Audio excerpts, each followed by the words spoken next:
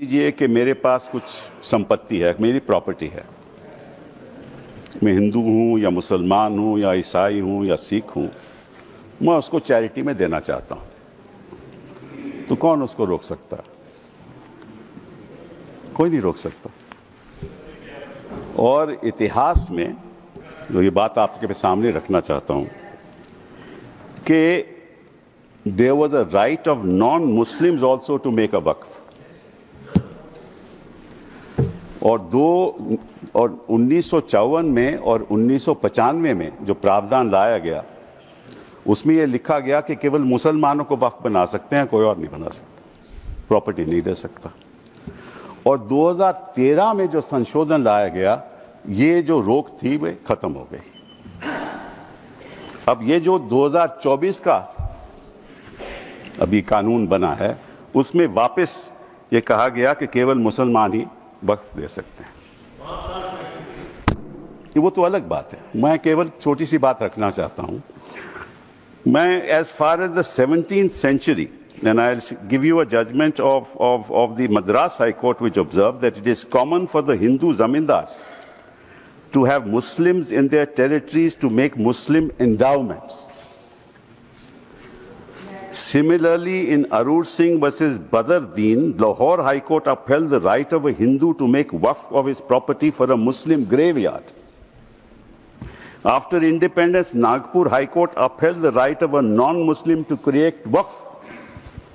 और हमारे प्रधानमंत्री जी, इनकी मैं बड़ी इज्जत करता हूं, हमेशा कहते हैं वन नेशन वन लॉ। तो अगर वन नेशन वन लॉ होना है तो बताइए भाई साहब कि ये केवल कहना कि मुसलमान ही वक्फ दे सकते हैं, ये किस किस्म का लॉ है? ये किस किस्म का लॉ है? और ये भी कहना कि मुसलमान को पहले 5 साल मुसलमान बने, फिर तय करना होगा कि तुम वक्फ दे सकते हो कि नहीं। अरे भाई, प्रॉपर्टी मेरी, मालकियत मेरी, चैरिटी में मैं देना चाहता हूं, आप कौन होते हो कहने को नहीं दे सकते? ये कौन सा कानून है? ये छोटी सी बात है, ये कौन सा कानून है? मैं हिंदू हूं, हिंदू होकर भी मैं दे सकता हूं। ये तो मेरी मर्जी है ना, प्रॉपर्टी तो मेरी है, आपका तो कोई हक नहीं। तो पहली बात तो ये कि ये आपने प्रावधान रखा क्यों? अगर आप one law one nation one law की बात करते हो कि सारे धर्मों पे लागू करो, कोई भी दे सकता है। पहली बात है। दूसरी बात, एक नड्डा साहब ने बड़ी अच्छी कही कि देखिए ये कितनी एकर्स प्रॉपर्टी औकाफ की है, वक्फ की है। मैं उनको बताना चाहता हूं कि देयर आर 32 वक्फ बोर्ड्स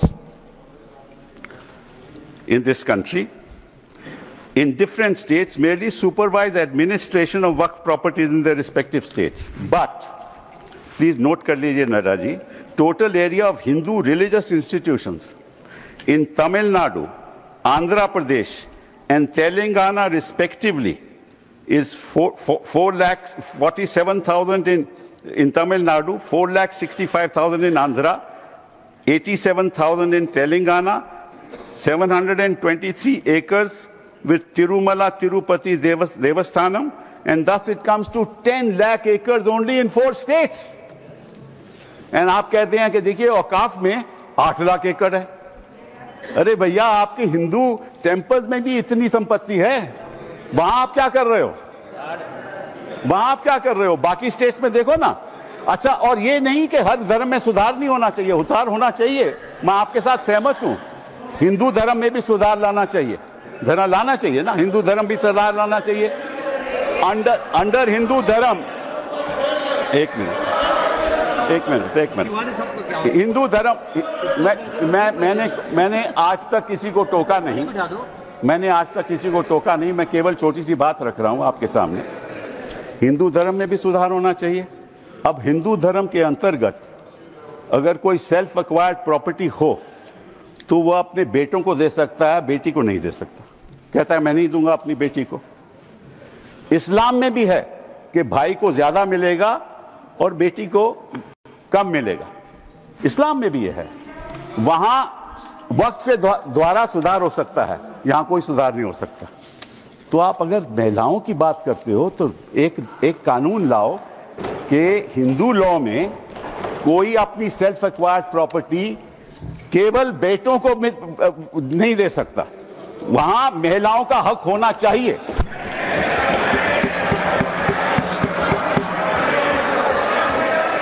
और आप हमें ये आश्वासन दो,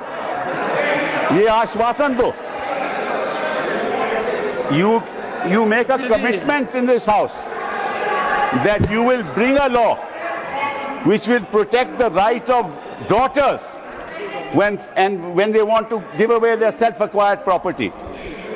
दूसरी बात ये मैं आपके सामने रखना चाहता था। तीसरी बात मैं आपने सामने रखना चाहता हूं। आपने कहा, और ये बात आपको वैसे जाननी चाहिए, शायद मालूम नहीं आपको बताया या नहीं, लेकिन ये जो बोर्ड है ये एक स्टैट्यूटरी बोर्ड है, पहले भी था। इसमें कोई नॉमिनेट नहीं होता था। मैं आपको बताता हूं क्या वो स्टैट्यूटरी बोर्ड था। Most nominees were of the government, पहले भी। MPs are there, judges of Supreme Court, High Court, civil servants were there, and the chief executive officer of the board is a civil servant. Government can give directives to the board and even supersede it. Tribunal members are nominated by the government. ये तो पहले स्थिति थी। तो अगर सरकारी यहां नियुक्ति थी तो गलत कौन काम कर रहा था? आपने उसको क्यों सुपरसीड किया? सब नॉमिनी क्यों आपने रखवा लिए? अरे भैया, पहले भी तो स्टैट्यूटरी बोर्ड था, तो आपने प्रावधान क्यों लाया? ये अगर कोई गलती हो रही थी तो मुतवल्ली से हो रही थी। होता क्या था कि मुतवल्ली किसी वक्फ में अब डील कर लेता था और उसकी वजह से ये मिसमैनेजमेंट होती थी। आपको उसको ठीक करना चाहिए था। हम भी आपके साथ हैं। पहली बार मुझे याद है, आई थिंक इट वाज 1954, कि तमिलनाडु के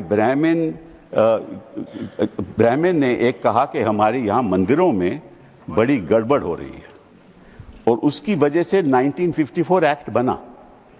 तो गड़बड़ तो सब जगह होगी, आपकी सरकार में भी बड़ी गड़बड़ हो रही है, वो भी हो रही है, वो ठीक है, वो तो गड़बड़ तो होती है, गड़बड़ तो होती है।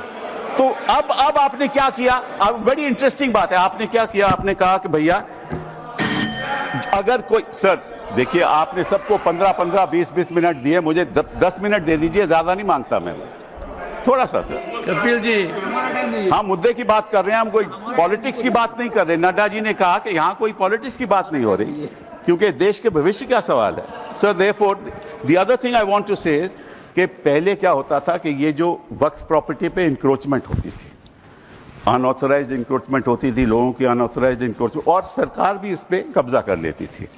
इसलिए जो लिमिटेशन प्रोविजन लाया गया, उसमें यह रखा गया कि जो 12 साल का लिमिटेशन ऑर्डिनरी लॉ में है वो नहीं है। किसी ने गलत तरीके से वक्फ प्रॉपर्टी का कब्जा कर लिया, तो अगर लिमिटेशन की बात आएगी तो 12 साल के बाद वो उसको चैलेंज नहीं कर सकता। आपने वो वापस लिमिटेशन ले आए, मतलब कि उनका अनऑथराइज्ड कब्जा कायम रहेगा। तो ये तो आप इंक्रोचमेंट्स का साथ दे रहे हो, इंक्रोचर्स का साथ दे रहे हो। मतलब कि जो वक्फ प्रॉपर्टी में गलत कब्जा हुआ है वो कब्जा वैसे ही रहेगा, क्योंकि 12 साल बीत जाएंगे। ये किस किस्म का प्रावधान आप लाए हो? आप प्रोटेक्ट कर रहे हो वक्फ प्रॉपर्टी को कि इंक्रोचमेंट्स को प्रोटेक्ट कर रहे हो? फिर साथ साथ में आपने ये कह दिया कि district magistrate has the full power to decide as to whether it is work property or not. This is what you have said. Now, what inquiry will the district magistrate have in that case? He will decide on his own, and his decision is final. You were talking about Article 21 of the Constitution and said कि ये जो वक्फ जो council है, इनका decision कैसे final हो सकता है, वक्फ बोर्ड का डिसीजन कैसे फाइनल हो सकता है? ये तो चैलेंज ही नहीं हो सकता in a civil court. Which decision of the district magistrate will you challenge in a civil court?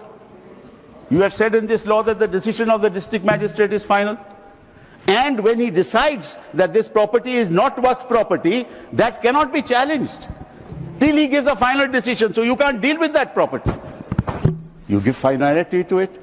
और वो जो आपने रखी है बात कि ये जो इंडाउमेंट्स हैं, ये जो वक्फ है, इसकी जो ट्राइब्यूनल की डिसीजन है ये फाइनल रहता है, ये आपने कहा ना। नो, अगर वो वक्फ ट्राइब्यूनल का डिसीजन फाइनल रहता है तो सिविल कोर्ट को तो कोई हक नहीं उसको चैलेंज करने के लिए। यही बात हिंदू एंडाउमेंट्स एक्ट में है। हिंदू एंडाउमेंट्स एक्ट में जो उनका मैनेजमेंट है उसका डिसीजन फाइनल है। Thank you Kapil. तो अगर हिंदू एंडाउमेंट्स का डिसीजन फाइनल है वो तो आपको कोई आपत्ति नहीं, यहां ट्राइब्यूनल का डिसीजन फाइनल है तो आपको आपत्ति है। Thank you Kapil ji. ये है sir, thank you sir. Sir last one Shri 1 second sir, last 10 minutes sir, last sir.